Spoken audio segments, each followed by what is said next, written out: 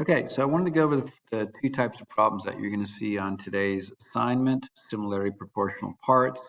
The first one is you'll be finding a missing length side. Basically, it's just one unknown. Like you see the question mark, think of that like an X.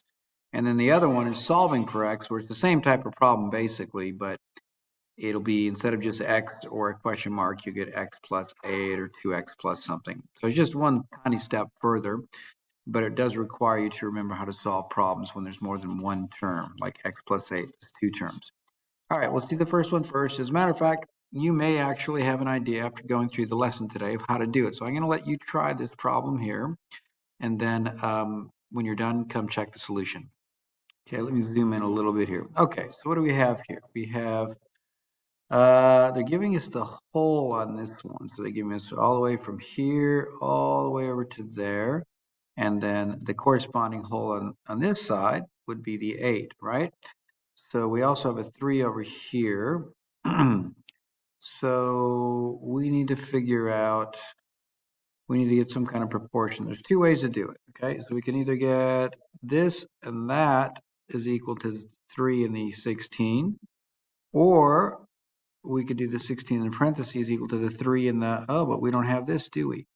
Or we could say, well, hey, 8 is from here to here. So if that's 3, then 8 minus that 3 would make this 5.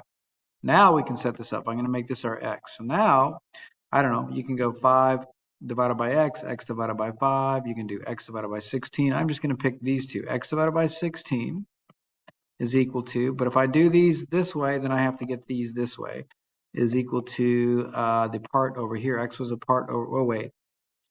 Now I got to be very careful. Is equal to 5. So that's, this x is the part right here, and 5 is the part right there, but it's not over 3, it's over the whole. 16 is basically from here to here, both of those lines, parallel lines.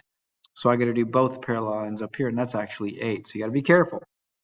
All right, then you do cross multiplication. 8x equals, what is that, 80. X equals 10. Okay, and there you go. Okay, so go ahead and try the next one. But here again, you're solving for x. So try it and then come back for the solution. Okay, have you had a chance to pause it? If not, pause it. Okay, now that you're back. All right, so what is the x plus 8? Well, it's a little bit tough to see, but that's this part right here. And so you've got basically two sets. This part right here, it goes with this part, and then this part goes with that. So I could do x plus 8 over 28 is equal to, so what goes with the x plus 8? That's the small part. So 8's the small part over here. And then 28 is the big part over here. So that would be the 16 over, sorry, my bad. That would be the 20, hold on.